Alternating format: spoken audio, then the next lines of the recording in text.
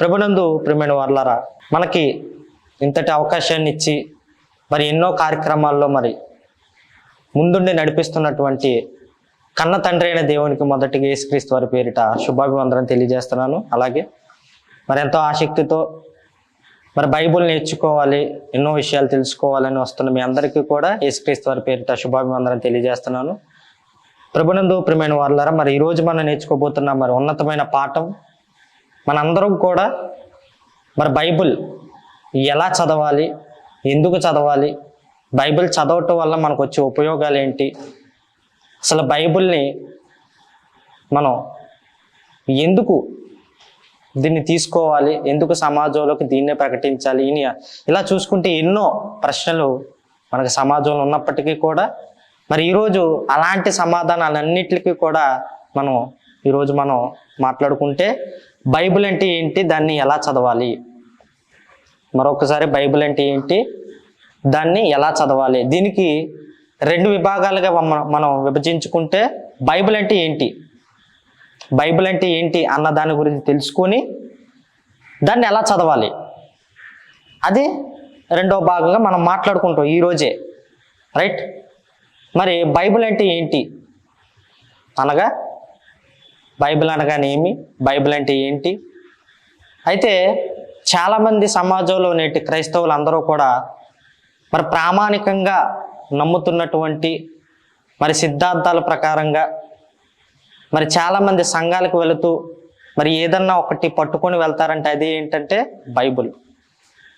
అలాగే క్రైస్తవులు కానివారు ఎంతోమంది, మరి ముఖ్యంగా మాట్లాడుకుంటే నాస్తికులైన వారు కూడా మరి బైబిల్ గురించి ఎన్నో విషయాలు తెలియక వారు మాట్లాడుతున్న విషయాలు బైబిల్ అబద్ధాల పుస్తకం అని, కల్పిత కథలని, ఇలాగ సమాజంలో ఎంతోమంది మాట్లాడుతున్నప్పటికీ కూడా వాళ్ళందరికీ కూడా సమాధానాలు చెప్పాలి అని అంటే దానికి మెయిన్గా మనం అందరం కూడా నేర్చుకోవాల్సింది బైబిల్ అంటే ఏంటి, అసలు బైబిల్ యొక్క ఔన్నత్యాన్ని ఎవరెవరు ఎంత గొప్పగా ప్రకటించారన్న తెలిస్తే వారందరికీ కూడా సమాధానం మనం చెప్పగలం. అయితే ఈ బైబిల్ అంటే ఏంటి అనే దాని గురించి కంటే దీనిని మొదటి పాఠంగా పెట్టడం జరిగింది.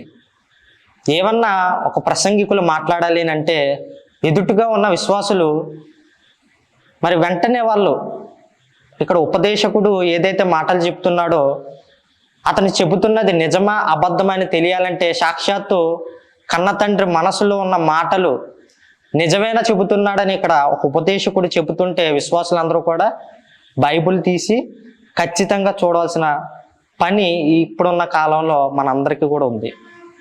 అయితే అలాంటి మొదటి పాఠమే బైబిల్ అనగానేమి, రైట్. మరి బైబిల్ అనే పదం బిబ్లాస్ అనే గ్రీకు పదం నుండి వచ్చింది. ఇప్పుడు మనం మాట్లాడుతున్నాం కదా, బైబిల్ బైబిల్ ఇంట్లో బైబిల్ ఉంటే తీసుకురా, సంఘంలో బైబిల్ ఉంది వెంటనే తీసుకురండి, ఇలాగ బైబిల్ అనే ఒక పదాన్ని మనం మాట్లాడుతున్నాం కదా. ఈ బైబిల్ అనే పదం ఎక్కడి నుండి వచ్చింది అని అంటే బిబ్లాస్ అనే గ్రీకు పదం నుండి వచ్చింది. బిబ్లాస్ అంటే ఏంటి, బిబ్లాస్ అంటే ఏంటి? బైబిల్ బిబ్లాస్ అనే గ్రీకు పదం నుండి వచ్చింది. బాగుంది. బిబ్లాస్ అంటే అర్థం ఏంటంటే గ్రంథము లేదా పుస్తకము అని అర్థం.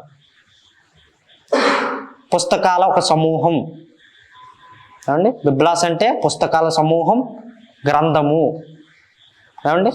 అయితే ఇలాంటి బైబిల్లో మనకి ఇంకా మన పేర్లు చూసుకుంటే చాలామంది సేవకులు మాట్లాడుతూ పరిశుద్ధ గ్రంథమని, ధర్మశాస్త్రమని, లేఖనములని, ప్రవచన గ్రంథమని, ఇలాగా రకరకాల పేర్లతో పిలుస్తారు. అయితే వీటన్నిటి గురించి కూడా చెప్పాలి అంటే అది దేవుడే చెప్పాడు బైబిల్లో. అదే మనం చూసుకుంటే ధర్మశాస్త్రం అని మీకు ఎక్కడ కనబడుతుంది అంటే యోహాను సువార్త 10వ అధ్యాయము 34వ వచనంలో మనకు కనబడుతుంది ధర్మశాస్త్రం అని. అంటే బైబిల్ని మనం ఇంకొక పేరు మనం పిలుచుకోవాలంటే ధర్మశాస్త్రం. అలాగే రెండో పేరుగా మనం చూసుకుంటే లేఖనములు, యోహాను సువార్త 5వ అధ్యాయం 39వ వచనంలో మనకు కనబడుతుంది. అలాగే ప్రవచన గ్రంథము, ఇది మనకు ఎక్కడ కనబడుతుంది అంటే పేతురు గారు రాసిన 2వ పత్రిక 1వ అధ్యాయం 20-21 వచనంలో మనకు కనబడుతుంది. అయితే ఈ బైబిల్ అనే దానికి కొన్ని పేర్లు మనం చూసుకున్నాం. అయితే ఈ బైబిల్లో అసలు ఏముంటాయి అని అంటే బైబిల్లో 2 నిబంధనలు ఉన్నాయి. అందులో మొదటిది చూసుకుంటే పాత నిబంధన, అలాగే రెండోది చూసుకుంటే క్రొత్త నిబంధన.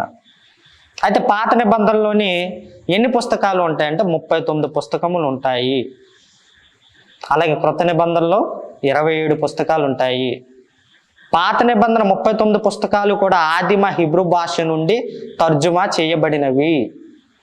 మరొకసారి, పాత నిబంధన 39 పుస్తకాలు, ఆది కాండం నుంచి మలాకీ గ్రంథం వరకు ఉన్నటువంటి పుస్తకాలన్నీ కూడా ఆదిమ హిబ్రూ భాష నుండి తర్జుమా చేయబడినవి. అలాగే రెండోది చూసుకుంటే క్రొత్త నిబంధన, ఇది మత్తయి సువార్త కాడి నుంచి ప్రకటన గ్రంథం వరకు టోటల్గా మీరు చూసుకుంటే 27 పుస్తకాలు ఉంటాయి బైబిల్లో. ఇవి ప్రాథమికమైన పాఠాలు బట్టి, పాఠాల యొక్క పట్టిక. ఒక స్కూల్లోకి వెళ్ళిన తర్వాత ఒక విద్యార్థి చదవాలంటే ఆ విద్యార్థి యొక్క లెసన్స్ పేర్లు కావాలి మనకి, లెసన్ పేర్స్, అంతేనా? దాన్ని బట్టి ఆ చాప్టర్ వైజ్ చదువుకోవడానికి కొద్దిగా అవగాహన వస్తుంది. అలాగే బైబిల్ మనం చదవాలి అని అంటే దానికి ముందు ఒక ఇండెక్స్ ఉంది. అసలు బైబిల్లో పుస్తకాలు ఏమున్నాయి అన్నది మనం ఇప్పుడు మాట్లాడుకుంటే అందులో పాత నిబంధన, రెండవది క్రొత్త నిబంధన. ఈ క్రొత్త నిబంధన అనేటప్పటికీ 27 పుస్తకాలు ఉంటాయి. ఇది ఆదిమ గ్రీకు భాష నుండి తర్జుమా చేయబడినవి. గ్రీకు భాష నుండి తర్జుమా చేశారు వీటిల్ని, రైట్? టోటల్గా చూసుకుంటే 66 పుస్తకాలతో ఒక బైబిల్ అనేది మన కళ్ళ ముందు కనబడుతుంది, అంతేనా? రైట్? ఇది ప్రారంభం అన్నమాట. బైబిల్ ఒక్కసారిగా ఫ్రంట్ పేజ్ తీయగానే మీకు కనబడతాయి పుస్తకాల పేర్లు, రైట్? అయితే ఈ బైబిల్ని ఎంతమంది రాశారు ఈ బైబిల్ని అని అంటే సుమారుగా 40 నుంచి 42 మంది రాశారు. అందులోని రాసిన వాళ్ళందరూ కూడా ఒక వ్యక్తి కాదు. ఎవరెవరు ఉన్నారు అందులో అని అంటే భక్తులు ఉన్నారు, అలాగే ఆయా కాలాల్లో ఆయా ప్రాంతాలలో ఏమండి ఆయా వృత్తుల వారు, ఒక వృత్తి చేసుకునేవారు కాదు, రకరకాల వృత్తులు చేసుకునేవాళ్ళు, ఒక కాలానికి చెందినవారు కాదు. ఆయా కాలాలలో అన్నాడంటే ఏమండి మోషే గారి కాలం, ఆదాం గారి కాలం చూసుకుంటే అక్కడ కొన్ని సంఘటనలు ఉన్నాయి. అలాగే మోషే గారి కాలం, అలాగే మీరు తర్వాత కొత్త నిబంధనలో ఉదాహరణగా చూసుకుంటే యేసుక్రీస్తు వారి కాలం, తర్వాత పౌలు గారు, యోహాను గారు. అంటే ఆయా కాలాలలో ఈ యొక్క గ్రంథం అనేది రాయబడింది, రైట్? అది కూడా పనులు చేసుకునే వాళ్ళందరూ కూడా చిన్న చిన్న పనులు చేసుకునే వాళ్ళు అండి, రకరకాల వృత్తులు కలిగిన వారు కూడా ఉన్నారు ఈ బైబిల్ రాసే దాంట్లో, రైట్? అలాగే ఈ బైబిల్ రాసే దాంట్లో ఇంకెవరెవరు ఉన్నారంటే ప్రవక్తలు ఉన్నారు. కొన్ని సందర్భాల్లో మనం చూసుకుంటాం యెషయా ప్రవక్త ఇలాగా ప్రవచించారు అని. అంటే బైబిల్ రాసింది ఎవరు అని అంటే ప్రవక్తలు ఉన్నారు, అలాగే రాజులు ఉన్నారు, అలాగే శాస్త్రులు, అలాగే సుంకరులు ఉన్నారు, పశువుల కాపర్లు ఉన్నారు, గొర్రెల కాపర్లు ఉన్నారు, జాలర్లు ఉన్నారు, అపోస్తులు ఉన్నారు. వీళ్ళందరూ కూడా మీరు ఒక్కసారి ఆలోచిస్తే ఒక వెర్షన్కి ఇంకో వెర్షన్కి చాలా తేడా ఉంది. వ్యక్తులు వేరు, వృత్తులు వేరు, కాలాలు వేరు, ప్రాంతాలు వేరు, అంతేనా? మరి ఇలా ఉన్నప్పుడు బైబిల్ అనేది ఎలాగ ఉండాలి? ఇప్పుడు నేను ఉన్నానండి, ఉదాహరణకి నాకు తెలిసిన విధంగా నేను రాసుకుంటాను. నేను ఏం రాసినా అవతల వ్యక్తి తెలియదు, అప్పుడు తనకు తెలిసినవన్నీ కూడా రాసుకుంటాడు, అంతేనా? కానీ ఇక్కడ నేను రాసిన, అతను రాసిన, ఇంకొక భక్తుడు రాసిన, ఇంకొక రాజు రాసిన, ప్రవక్తలు రాసిన, జాలాలు రాసిన, అందరికీ కూడా ఒకే రకంగా మనకు కనబడుతుంది. అంటే అందరూ కూడా ఒక రకంగానే దేవుని చూపిస్తున్నారు సమాజంలో. అంటే దీన్ని బట్టి చూసుకుంటే ఒకవేళ బైబిల్ అబద్ధాలు అని అనుకుంటే వీళ్ళు రాసినవి అన్నీ కూడా కలవకూడదు, కాన్సెప్ట్ కలవకూడదు. కానీ వీళ్ళు రాసిందంతా కూడా దేవుని యొక్క మనసులో ఉన్న విషయాలు రాస్తున్నారంటే రాయిస్తున్నది ఎవరు, రాయించింది ఎవరు అనంటే సాక్షాత్తు కన్న తండ్రి అయిన దేవుడు పరిశుద్ధాత్మ ప్రేరణతో వీళ్ళందరి చేత కూడా రాయించాడు.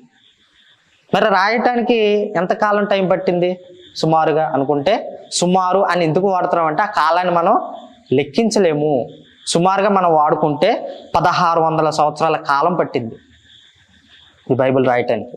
సుమారుగా మనం మాట్లాడుతున్నామంటే ఆ కాలాన్ని మనం లెక్కించలేము కాబట్టి మనకు కొంచెం అర్థం కావాలి కాబట్టి సుమారుగా బైబిల్ని రాయటానికి 1600 సంవత్సరాల కాలం పట్టింది.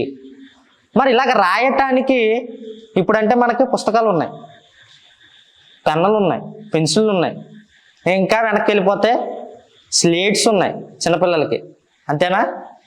అయితే ఇప్పుడు మనకి చాలా సౌకర్యాలు ఉన్నాయి బైబిల్ విషయంలో. ఏదన్నా బైబిల్లో విషయాలు కొన్ని రాయాలన్నా సరే వెంటనే పుస్తకం తీసుకుంటాం, రాసేస్తాం. నేను కూడా ఇప్పుడు ఏం చేశాను, పుస్తకం తీసుకున్నాను, రాసుకున్నాను. మరి ఆనాటి కాలంలో రాయటానికి ఏమున్నాయి బైబిల్ రాయటానికి? ఏమండి, ఆనాటి కాలంలో ఏమున్నాయి అసలు? అది మనం చూసుకుంటే నిర్గమకాండము 32వ అధ్యాయము 15 నుంచి 19 వరకు మనం చదువుకుంటే దేని మీద రాశారంట? రాతి పలకల పైన. రాతి పలకల పైన. మీరు ఒక్కొక్క ఊరికి వెళ్ళినప్పుడు, లేదా ఎక్కడికైనా ఫీల్డ్ ట్రిప్లకు కానీ పిక్నిక్స్ కానీ వెళ్ళినప్పుడు కొన్ని ప్రదేశాల్లో రాత్రి మీద రాసి ఉంటాయి కొన్ని అక్షరాలు రాళ్ళ మీద. ఇదే స్ట్రాటజీ మొదట్లో ఎలాగుంది? రాతి పలకల పైన రాసేవారు. దేవుడు ఏదైతే చెప్తున్నాడో అదే మనకు ప్రత్యక్షంగా మనకి బైబిల్లో కనబడాలంటే ఇక్కడే నిర్గమకాండం 32వ అధ్యాయము 15 నుంచి 19 వచ్చిన మనం చదువుకుంటే ఖచ్చితంగా అప్పుడు ఎలాగ రాసేవారు అంటే రాతి పలకల మీద రాసేవారు. అలాగే రెండోది చూసుకుంటే చర్మపు కాగితముల పైన. జంతువు చర్మాలు ఉంటాయి కదా, ఇప్పుడు మనకి జంతువు చర్మాలు గొర్రెలు ఉన్నాయి, వాటిని చీల్చేసి దానిపైన చర్మాన్ని తీసేసి స్వెటర్గా చేసుకుంటున్నాం లేదా? చేసుకుంటున్నాం. మరి అప్పుడు చర్మపు కాగితాలంటే ఏవైతే జంతువులు ఉన్నాయో వాటి చర్మాన్ని తీసి ఆరబెట్టి అది ఎండిన తర్వాత దానిపైన రాసేవారు, జంతువు చర్మాల పైన రాసేవారు. అలాగే మూడోది చూసుకుంటే ఈ ప్రస్తావన మీకు కనబడాలంటే తిమోతి గారికి రాసిన 2వ పత్రిక 4వ అధ్యాయము 12 నుంచి 13 వచనాలు. ఈ 2 వచనాల్లో మీకు క్లారిటీగా మీకు కనబడుతుంది. అలాగే మూడోది చూసుకుంటే ఇవన్నీ కూడా రాశారు కదా, రాతి పలకల మీద రాశారు, చర్మపు కాగితాల మీద రాశారు, చెట్ల బెరడల మీద రాశారు.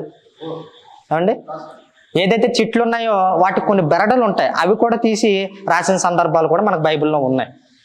మరి ఇవన్నీ కూడా రాసిన తర్వాత వాటిని అన్నీ కూడా ఏం చేయాలి?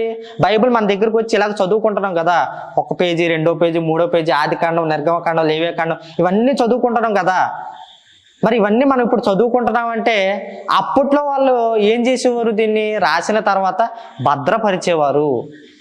ఎలా భద్రపరిచారు అని అంటే హెబ్రీయులకు రాసిన పత్రిక 10వ అధ్యాయము 7వ వచనంలో ఇందులో మనం చూసుకుంటే గ్రంథపు చుట్టలుగా చుట్టి భద్రపరిచారు. ఏమండి, యేసుక్రీస్తు వారు సమాజ మందిరంలోకి వెళ్ళినప్పుడు ఆయన ఒక చుట్టని, ఆ రౌండ్ని ఓపెన్ చేస్తాడు. ఆయన యెషయా గ్రంథం చదువుతాడు. ఆయన అంటే ఆయన తీసి చదువుతున్నారంటే వాళ్ళందరూ కూడా ఏం చేశారు? భద్రపరిచారు. గ్రంథపు చుట్టలుగా చుట్టి భద్రపరిచారు అవన్నీ కూడా. ఏమండి, దానిని వెలికి తీసి మరి ఇప్పుడు ఈనాటి కాలంలోనే మరి ఎవరు బయటికి తీసి ప్రింటింగ్ తయారు చేసి మన చేతిలోకి బైబిల్ ఇచ్చారు? ఎవరది? మరి అప్పుడు ఇన్ని కష్టాలు కదా. బైబిల్ గొప్పతనం గురించి ఆలోచిస్తే మొదటిగా ఇందులో ఎన్నున్నాయి పుస్తకాలు? ఏమండి, ఎన్నున్నాయి పాత నిబంధనలో? 39 పుస్తకాలు పాత నిబంధన. క్రొత్త నిబంధన 27 పుస్తకాలు. టోటల్గా 66 పుస్తకాలు రాసి అక్కడ కొన్ని రాతి పలకల మీద, కొన్ని చెట్ల బెరడుల మీద, కొన్ని చర్మపు కాగితాల మీద, కొన్ని ఇవన్నీ కూడా స్టోర్ చేసి వాటిని అన్నిటినీ కూడా వెలికి తీసిన ఒక ఆయన ఉన్నారు. ఆయన ఎవరంటే జాన్ గుటెన్బర్గ్. మరొకసారి జాన్ గుటెన్బర్గ్ అనే ఈయన క్రీస్తు శకం 1455లో అచ్చు యంత్రం కనుగొన్న వెంటనే మొట్టమొదటిగా ప్రింటింగ్ స్టార్ట్ చేసింది ఏకైక బైబిల్, ఏకైక గ్రంథం ఒకటే, అదే బైబిల్. ఇప్పుడు క్రైస్తవులందరూ చదువుకుంటున్నారు కదా, ఎవరైతే బైబిల్ దూషిస్తున్నారో వారందరికీ కూడా ఒక సమాధానంగా నిలబడి ఒక అచ్చు యంత్రాన్ని తయారు చేసిన తర్వాత మొట్టమొదటిగా ప్రింటింగ్ చేసిన ఒక బుక్కే అదే బైబిల్. ఇంత ఉందా దీని బ్యాక్గ్రౌండ్ అంటే? ఇంత ఉంది.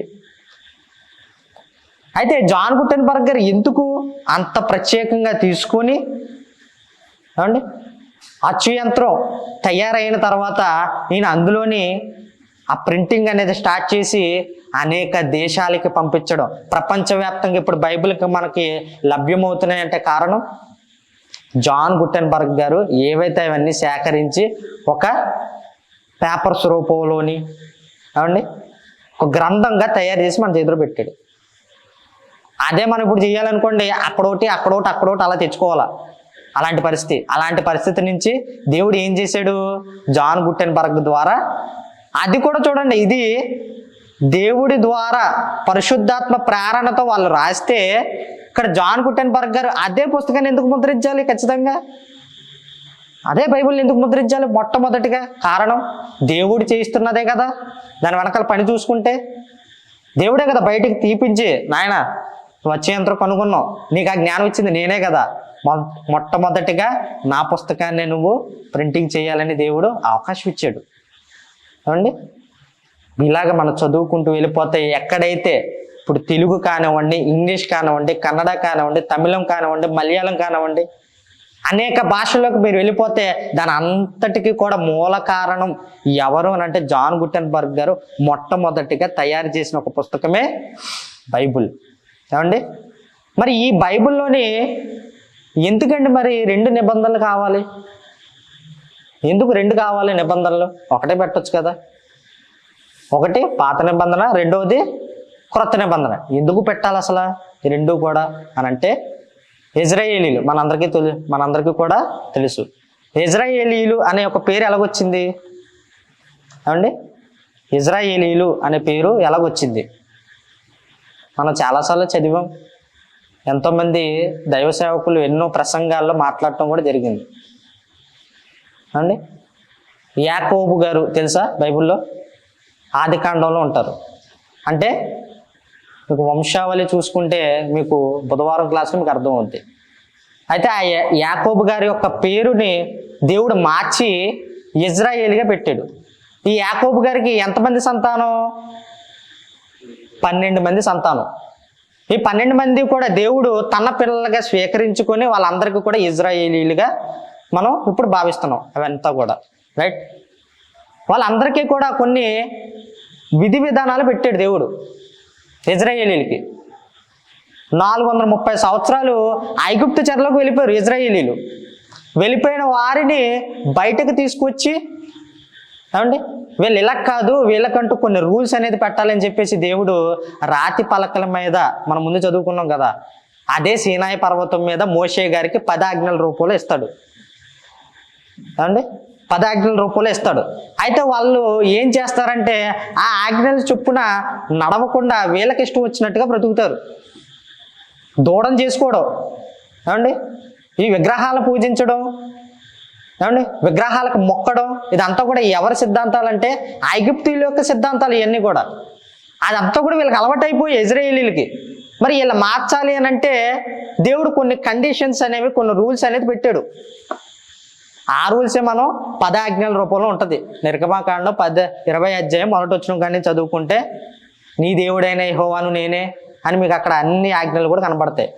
చాలా స్ట్రిక్ట్గా పెట్టాడు.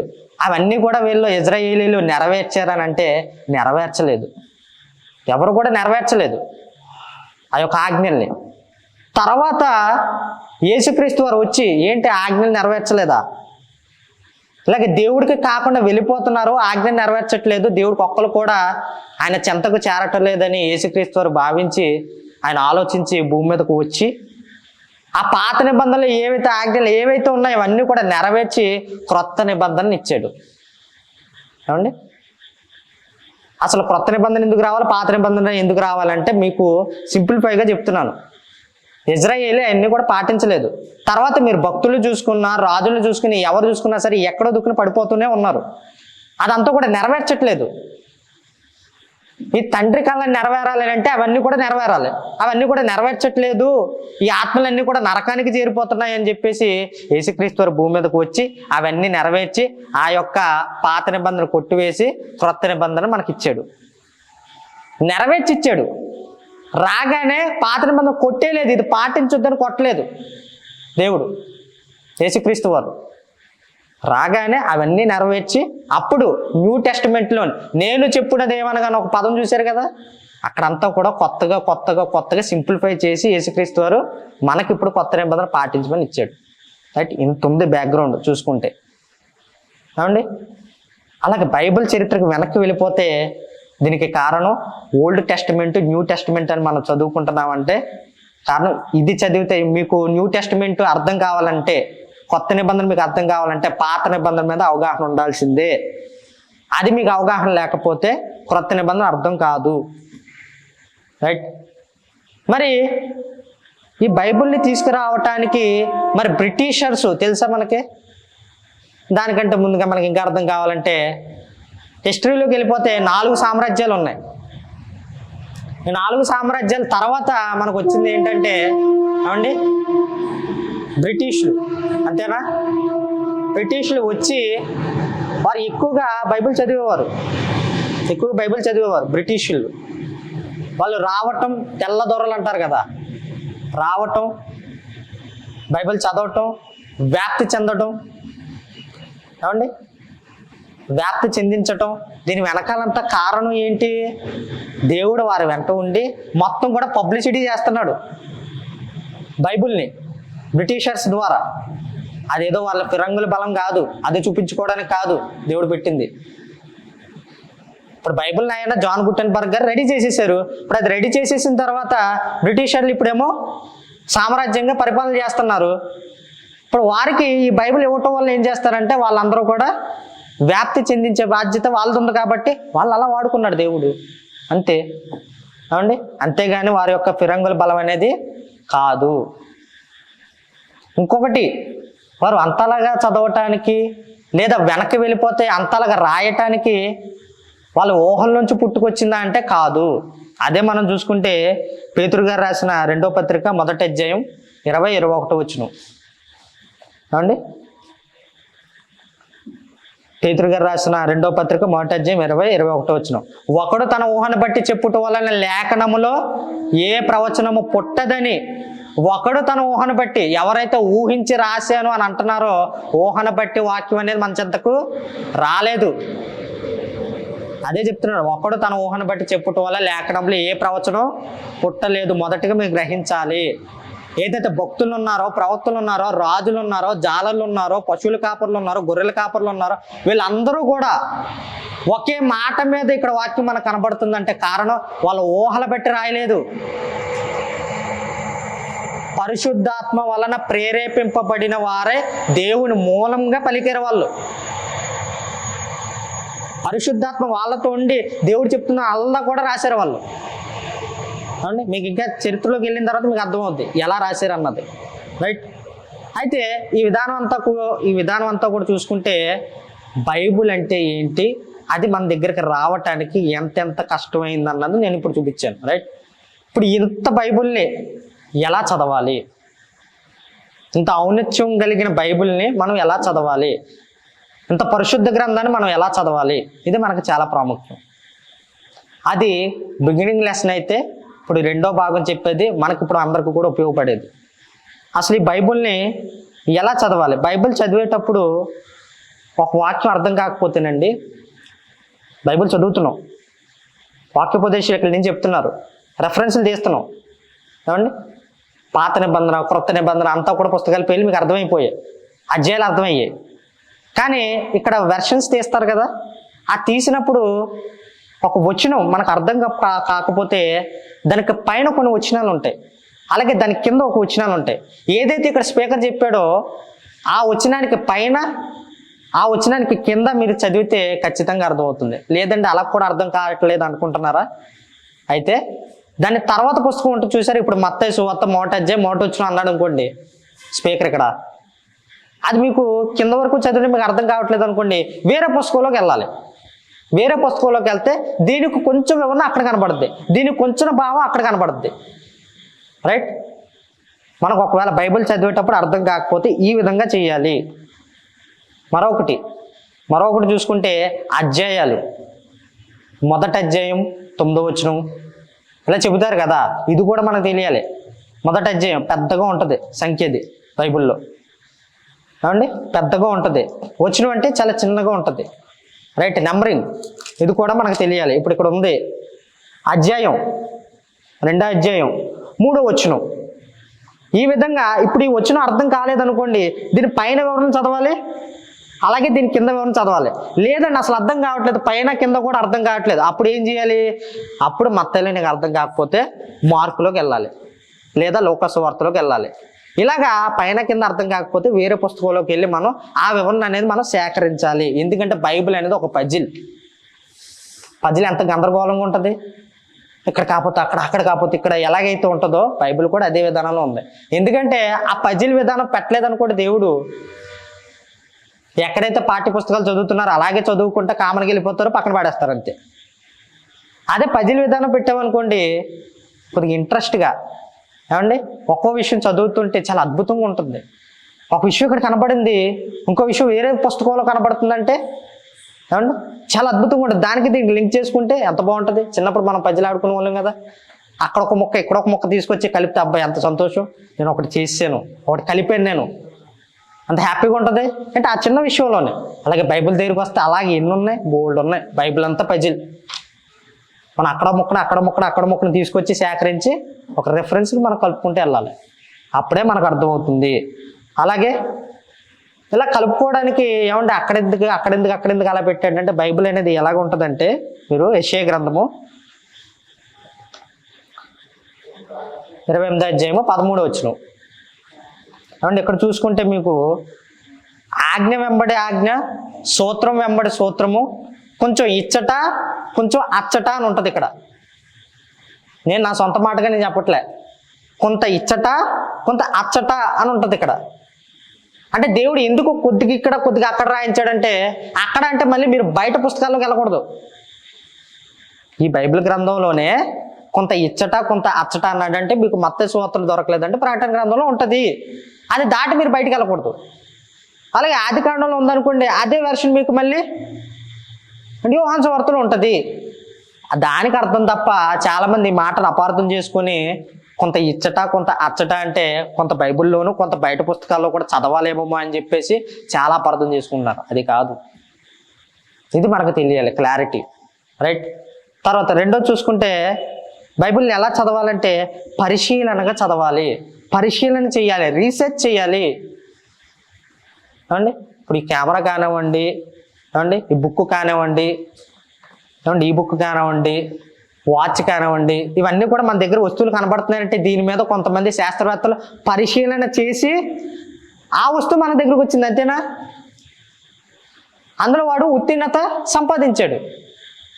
అలాగే బైబిల్ కూడా మనకు అర్థం కావాలి, బైబిల్లో ఉన్న సబ్జెక్ట్ మనకు కావాలంటే బైబిల్ని ఎలా చదవాలి ఏమండి? పరిశీలనగా చదవాలి. అదే మీకు చూసుకుంటే యెషయా గ్రంథము 34వ అధ్యాయం 16వ వచనంలో ఉంటుంది. ఏమని ఉంటుందంటే, యెహోవా గ్రంథమును పరిశీలించి చదువుకున్నది. ఇది ఎవరిది? వ్యక్తిది కాదు, వ్యక్తిది కాదు.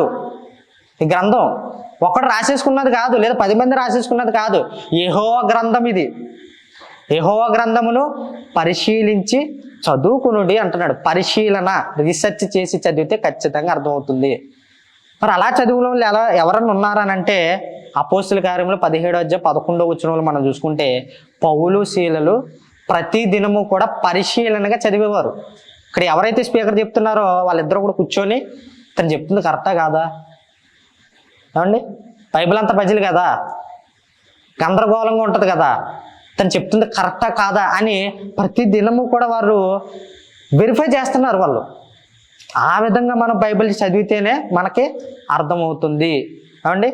అలాగే రెండోది చూసుకుంటే మనం బైబిల్ చదువుతున్నప్పుడు ముందుగా గుర్తుంచుకోవాల్సిన విషయాలు, ఈ విషయాల్లో చాలా జాగ్రత్తగా ఉండాలి, ఏమండి. అది మనం చూసుకుంటే మొట్టమొదటిగా చూసుకుంటే కాలం. బైబిల్ చదివేటప్పుడు కాలాన్ని చాలా మనం ప్రాముఖ్యంగా పరిగణలోకి తీసుకోవాలి. ఆదికాండం ఉంది, నిర్గమకాండం ఉంది, లేవ్యాకాండం ఉంది, సంఖ్యాకాండం ఉంది. అక్కడ కనబడిన వ్యక్తి ఇక్కడ కనబడకపోవచ్చు, అక్కడ చెప్పిన ప్రస్తావన ఇక్కడ మనకు కనబడకపోవచ్చు. అంటే మీకు బాగా ఉదాహరణగా మీకు చెప్పాలంటే, ఆనాడు పగ తీర్చుకోవడానికి ఏమండి యెహోషువ గారు దేవుని ప్రార్థిస్తే ఏవాగాయి? సూర్య చంద్రులు నిలిచిపోయారు. అప్పుడున్న కాలం వేరు, అదే ఇప్పుడు పగ తీర్చుకోవడానికి మనం ప్రార్థన చేసాం అనుకోండి, సూర్యుడు చంద్రుడు ఆగిపోతాడా? అవ్వడపడేది. ఆ కాలం వేరు, ఇప్పుడున్న కాలం వేరు. ఇది తెలిస్తేనే ఏమండి, అదే ఇది తెలియలేదు అనుకోండి, అప్పుడు యెహోషువ గారు చేశారు కదా ప్రార్థన, నేను చేస్తే ఎందుకు కాగో, ఖచ్చితంగా అవుతాయి. ఇది అజ్ఞానంగా మాట్లాడే వెర్షన్ అన్నమాట ఇది. అప్పుడు జరిగిందంటే ఆ కాలం వేరు, అప్పుడు పరిస్థితులు వేరు ఏమండి, ఇప్పుడున్న కాలం వేరు. ఇది చాలా పరిగణలోకి మనం తీసుకోవాలి. ఇంకొకటి, అప్పుడు ఏ కాలమో, క్రీస్తు పూర్వమా క్రీస్తు శకంలో రాయబడిందా? అంతే కదా. ఇప్పుడు కాలానికి మధ్యవర్తి ఎవరు? యేసుక్రీస్తు వారు. దాన్ని బట్టే కదా ఇప్పుడు మన తేదీలు లెక్కిస్తున్నాం. అయితే ఈ సందర్భం ఎప్పుడు జరిగింది, ఎప్పుడు రాయబడింది అంటే క్రీస్తు పూర్వమా, లేదు తర్వాత క్రీస్తు శకమా, ఇది కాలాల మట్టికి మనకి ఖచ్చితంగా తెలియాల్సిందే బైబిల్ చదివేటప్పుడు. ఇది చాలా జాగ్రత్తగా చూసుకోవాలి, రైట్. మరి రెండోది చూసుకుంటే సందర్భం ఏమండి, చూసుకుంటే సందర్భం అంటే బైబిల్లో ఒక వచనం చదువుతున్నప్పుడు ఆ మాట ఎవరితో ఎప్పుడు మాట్లాడుతున్నారో ఏమండి ఆ సందర్భాన్ని మనం గ్రహించాలి. ఎవరు ఎప్పుడు ఎవరితో మాట్లాడుతున్నారో ఈ సందర్భం తెలియకపోతే బైబిల్ అర్థం కాదు. ఉదాహరణకి మీకు బాగా అర్థం కావాలంటే ఏమండి, అపోస్తుల కార్యములు ఉదాహరణ కూడా ఇందులో చూపిస్తున్నాను, నేను బయటది ఎక్కడిది కూడా తీసుకురావట్లే. 8వ అధ్యాయము 34వ వచనంలో చూసుకుంటే, అప్పుడు నపుంసకుడు అంటే ఇక్కడ ఎవరు మాట్లాడుతున్నారు? అప్పుడు నపుంసకుడు ఏమని మాట్లాడుతున్నాడు? ప్రవక్త ఎవరిని గూర్చి ఇలాగ చెప్పుచున్నాడు? అక్కడ క్వశ్చన్ మార్క్ ఉంటుంది, ప్రశ్నార్థకం. క్వశ్చన్ మార్క్ ఉందంటే అది ప్రశ్నార్థకం. ఎవరి గురించి చెప్తున్నాడు? తన్ను గురించి అంటే నా గురించా, వేరొకని గూర్చియా? దయచేసి నాకు తెలుపుమని ఫిలిప్పుని అడిగాను. అంటే ఎవరు ఎప్పుడు ఎవరితో ఎలాగ మాట్లాడుతున్నారో చూడండి, సందర్భం ఖచ్చితంగా తెలియాలి. నపుంసకుడు ఆ ప్రవక్త ఎవరి గురించి మాట్లాడుతున్నాడు? నా గురించా వేరొకరి గురించి అని ఎవరిని అడుగుతున్నాడు ఆయన? ఫిలిప్పు గారిని అడుగుతున్నాడు ఆయన. అంటే దీన్ని బట్టి మనకి ఏమర్థం అవుతుంది? బైబిల్ వచనాలు మనం చదివేటప్పుడు ఎవరితో ఏం మాట్లాడుతున్నారో, ఎప్పుడు మాట్లాడుతున్నారో, ఏ కాలం, ఇది ఖచ్చితంగా మనకి తెలియాల్సిందే. ఇది తెలియకపోతే బైబిల్లో మనకి అంతా కూడా అపార్థం చేసుకుంటాం, రైట్. ఇది రెండో విషయం. మూడో చూసుకుంటే భాష ఏమండి, భాష పరిజ్ఞానం అనేది చాలా ఇంపార్టెంట్, చాలా ప్రాముఖ్యం. అసలు ఈ భాష పరిజ్ఞానం లేకపోతే పదాలు కూడా అపార్థాలు అయిపోతాయి. కొన్ని వెర్షన్స్ తెలుగులో ఒక రకంగా ఉంటాయి, ఇంగ్లీష్లో కొన్ని వెర్షన్స్ వేరుగా ఉంటాయి, అంతేనా భాష విషయంలో. అలాగే కామాలు ఉంటాయి తెలుసా, comma, full stop, question marks, ఇవన్నీ చూశారు కదా, వీటికి కూడా చాలా అర్థాలు ఉంటాయి. అందుకని భాషా పరిజ్ఞానం అనేది మనందరికీ కూడా చాలా ప్రాముఖ్యం. బైబిల్ చదివేటప్పుడు భాషా పరిజ్ఞానంతో చదువుకోవాలి. అంటే ఎక్కడ కామ పెట్టాలి, ఎక్కడ కామ ఉంది, రైట్. మనం కొన్ని లెటర్స్ రాసినప్పుడు, మరి అఫీషియల్ లెటర్స్ రాసినప్పుడు కొన్ని వర్డ్స్ మనం ఉపయోగిస్తూ ఉంటాం. కామాలు ఉపయోగిస్తాము ఏమండి, హెడ్డింగ్ని హైలైట్ చేస్తూ ఉంటాము. అంటే దాన్ని బట్టి ఏంటి, గౌరవప్రదమైన కొన్ని మనకి సూచనలు అనమాట, చదివే వాళ్ళకి సూచనలుగా కనబడతాయి, అంతేనా. దాని వెనకాల ఎంతో గౌరవప్రదమైన పదాలు జోడించి ఉంటాయి కాబట్టి.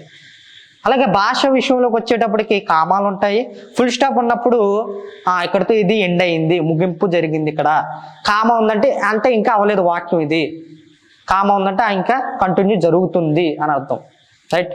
భాష విషయంలో కూడా చాలా జాగ్రత్తగా ఉండాలి. ఈ భాష విషయంలో ఒక ఆయన దైవజనుడు భాష పరిజ్ఞానం లేకుండా ఏమని మాట్లాడారంటే, నోవహ్ గారి సందర్భంలోనే నోవహ్ గారు అట్లు చేశాను అని బైబిల్లో ఉంటే, అతను ఏమని దానికి చెప్పాడంటే, భాష పరిజ్ఞానం లేకపోవటం ఆయనకి, నోవహ్ గారు అట్లు చేశాను అని ఆ మాటను తీసుకొచ్చి, నోవహ్ గారు అట్లుకి మూల పురుషుడు. అట్లు మనం వేసుకుంటాం కదా ఏమండి, ఇంట్లో అట్లు వేసుకుంటాం కదా, ఆ అట్లన్నిటికి కూడా మూల పురుషుడు నోవహ్ గారు అని చెప్పేసి ఇప్పుడు ఏమైంది,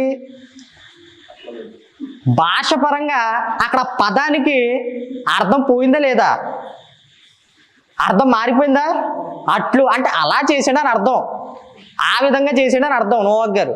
కానీ అది తీసుకొచ్చి భాష పరిజ్ఞానం లేకుండా ఆయన ఏం మాట్లాడుతున్నాడు, అట్లు చేసి ఇంట్లో వండుకుని అట్లకి మూల పురుషుడు నోవాగ్గానే చెప్తున్నాడు ఈయన. అంత తప్పుగా వెళ్ళిపోయింది చూసారా ఏమండి. ఇంకా ఇంకోటి చూసుకుంటే భావం. బైబిల్ చదివేటప్పుడు భావం కూడా మనకి చాలా చాలా ఇంపార్టెంట్. వాక్యం చదువుతున్నప్పుడు వాక్య భావం మనకు అర్థం కాలేదనుకోండి, అపార్థం చేసుకోవద్దు, అసలు అపార్థం చేసుకోకూడదు. ఏమండి, ఎవరి దగ్గరికైనా వెళ్ళి మనం చెప్పించుకోవాలి వారి చేత. నేను మీకు చెప్పాను కదా, ఏమేం చెప్పాను?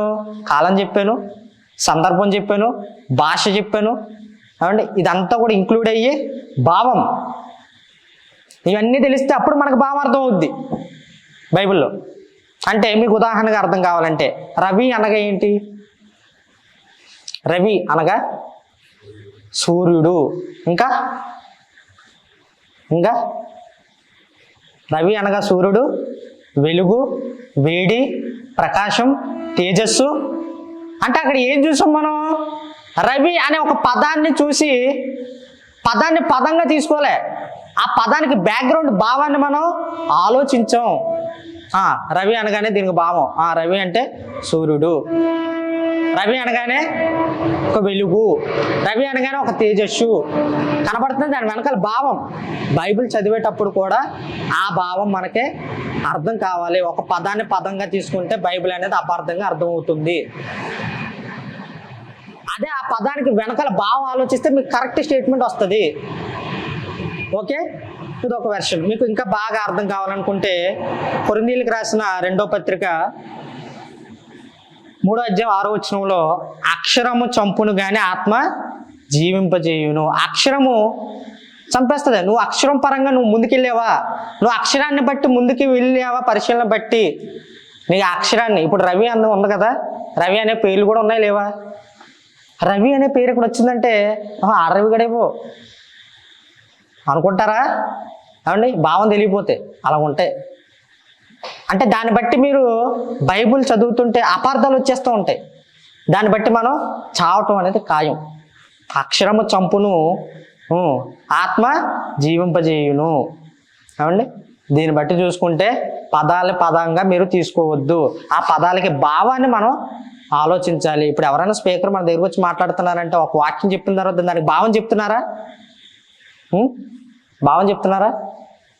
అవును, ఉదాహరణకు మీకు బాగా అర్థం కావాలనుకుంటే ఆదికాండం లేదా కీర్తన గ్రంథం 1వ అధ్యాయం అండి, 1వ వచనంలో ఏముంటుంది? దుష్టుల ఆలోచన చెప్పున నడవక, పాపుల మార్గం నిలవక, అపహాసులు కూర్చుండే చోట కూర్చుండక అని ఉందా లేదా?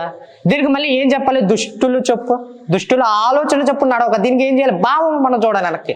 దుష్టులు అంటున్నాడంటే దుష్టులు ఎవరెవరు, వాళ్ళ క్యారెక్టర్స్ ఏంటి, వాళ్ళ ఆలోచన చెప్పున నడవద్దు అన్నాడంటే ఆ ఆలోచన సంబంధించిన భావం మీరు వెనక్కి వెళ్ళి వెతకాలి. ఏమంటే అంత పరిశీలన చేయాలి. అంత పరిశీలన చేస్తేనే కానీ కరెక్ట్ స్టేట్మెంట్ మనకే అర్థం కాదు. రైట్?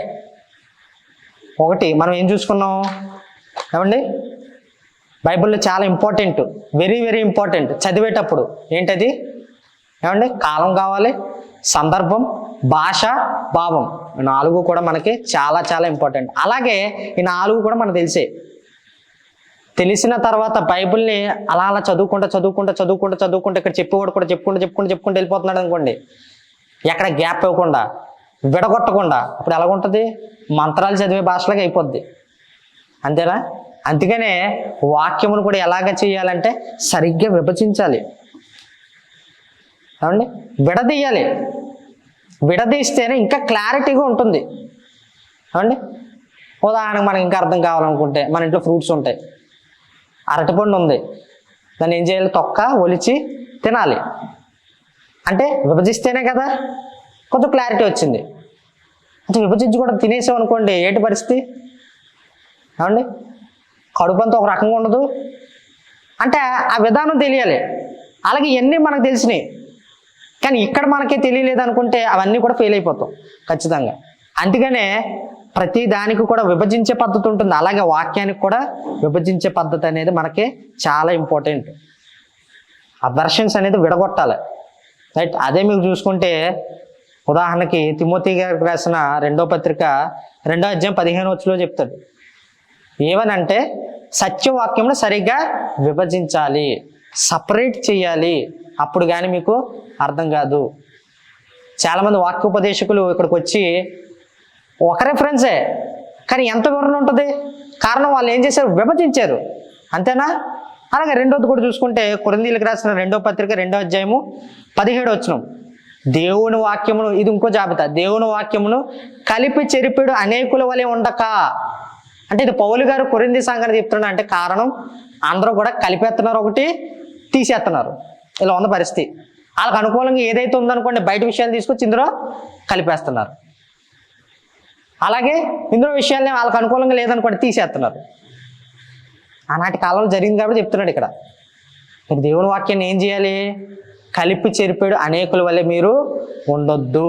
ఒకటి సరిగ్గా విభజించాలి, సరిగ్గా సపరేట్ చేయాలి. సపరేట్ చేసిన తర్వాత ఒకటి కలిపేయటం, ఇందులోది తీసేయటం చేయకూడదు. ఏమండి? ఎందుకనంటే ఇది ఎవరి ద్వారా రాయబడిందంటే భక్తులు రాశారు, ప్రవక్తలు రాశారు. ఓకే, వారందరూ కూడా పరిశుద్ధాత్మ వలన ప్రేరేపింపబడి దేవుడు మూలంగా రాశారు కదా వీళ్ళందరూ కూడా. ఏమండి? కుమారుడికి కోపం వచ్చినా సరే మనం తట్టుకోవచ్చేమో కానీ పరిశుద్ధాత్మ కోపం మొత్తం మటుకి ఈ యుగమందైనను రాబోయే యుగమందైనను తప్పించుకోవడానికి ఛాన్సే లేదు. అలాంటి పరిశుద్ధాత్మ వలన ప్రేరేపింపబడి రాశారు కదా. ఒకవేళ ఒకటి కలిపేసి ఒకటి చెరిపేసి అస్తవ్యస్తంగా మన బైబిల్ చదివితే ఏమండి ఆయనకి ఎంత కోపం వస్తుందంటే మనం ఉండలేం, అంత దారుణంగా ఉంటుంది. ఎందుకంటే అంతమంది త్యాగమూర్తుల వల్ల బైబిల్ మన దగ్గరకు వచ్చింది. అలాంటిది సులువుగా చదివితే ఎలా? అంత జాగ్రత్తగా చదవాలి. మరి ఇన్ని కండిషన్లు ఉన్నప్పుడు ఏమండి, ఇన్ని కండిషన్స్ ఉన్నప్పుడు ఎందుకు చదవాలి? బైబిల్ చదవాలి, ఎలా చదవాలో చెప్పారు. ఓకే, బైబిల్ అంటే ఏంటో చెప్పారు. ఎందుకు చదవాలి బైబిల్ని అది మనం చూసుకుంటే యోహాను సువార్త 5వ అధ్యాయము 39వ వచనంలో, యోహాను సువార్త 5వ అధ్యాయం 39వ వచనం, లేఖనముల యందు మీకు నిత్య జీవం కలదని తలంచుచు అని ఉంటుంది. అంటే వాక్యాన్ని బట్టే, లేఖనాలు బట్టే బైబుల్, దానికి కొన్ని పదాలు చెప్పాను కదా మొదటగా. ఏమని? ధర్మశాస్త్రం, లేఖనములు, ప్రవచన గ్రంథం. ఏమండి ఇవన్నీ కూడా నేను చెప్పాను కదా. అందులోనే దీన్ని మీరు ఎందుకు చదవాలి అని అంటే పరలోకానికి వెళ్ళాలంటే ఇదే మార్గం, మన బ్రతుకును మార్చుకోవాలంటే ఇదే మార్గం, వేరే చాయిస్ అనేది లేదు. మనందరికీ కూడా బ్రతుకు పుస్తకం ఒకే ఒకటి బైబిల్ మాత్రమే.